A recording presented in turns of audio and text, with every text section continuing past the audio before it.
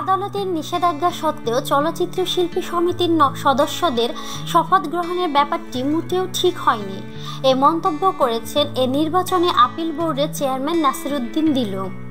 শিল্পী সমিতির এবারের নির্বাচনে আপিল বোর্ডের চেয়ারম্যান হিসেবে দায়িত্ব পালন করেছেন নাসিরউদ্দিন দিলু। নির্বাচনে আপিল বোর্ডের সদস্য ছিলেন খুরশেদ আলম খসরু ও শামসুল আলম।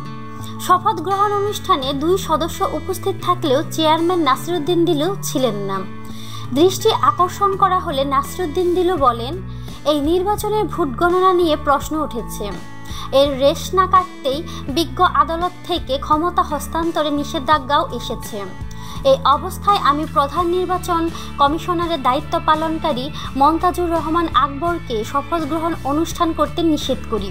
এরপর আকবর আরও 2-4 জনের সঙ্গে কথা বলে বৃহস্পতিবার রাতেই আমাকে জানান, শপথ গ্রহণ অনুষ্ঠান আপাতত হবে না।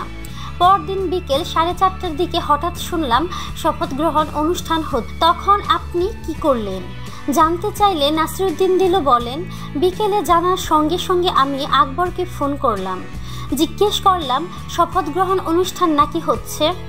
আপিল বোর্ড চেয়ারম্যান হিসেবে আমাকে জানালেন না যে? তখন তিনি বললেন, আসলে আপনাকে জানাতাম।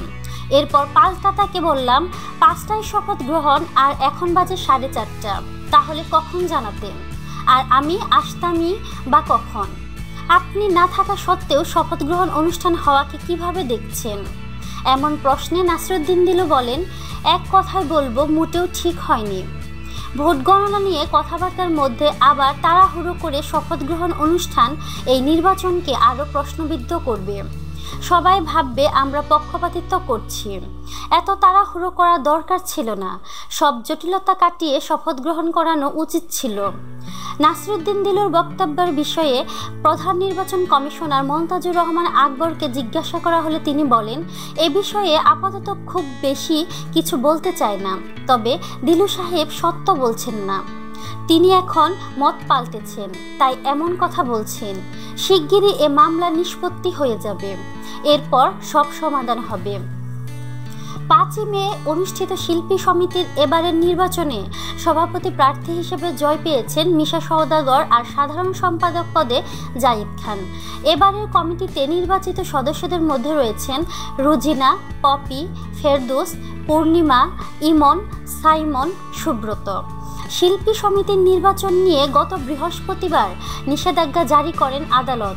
ঢাকার দ্বিতীয় সহকারী জজ আদালতের বিচারক তথ্য উপাত্ত যাচাই করে নির্বাচনের বিষয়ে পরবর্তী নির্দেশ না দেওয়া পর্যন্ত 1 থেকে 4 নম্বর বিবাদীদের 5 থেকে 25 নম্বর বিবাদীদের প্রতি ক্ষমতা হস্তান্তর না করার জন্য অন্তর্বর্তীকালীন অস্থায়ী নিষেধাজ্ঞা জারি করেন।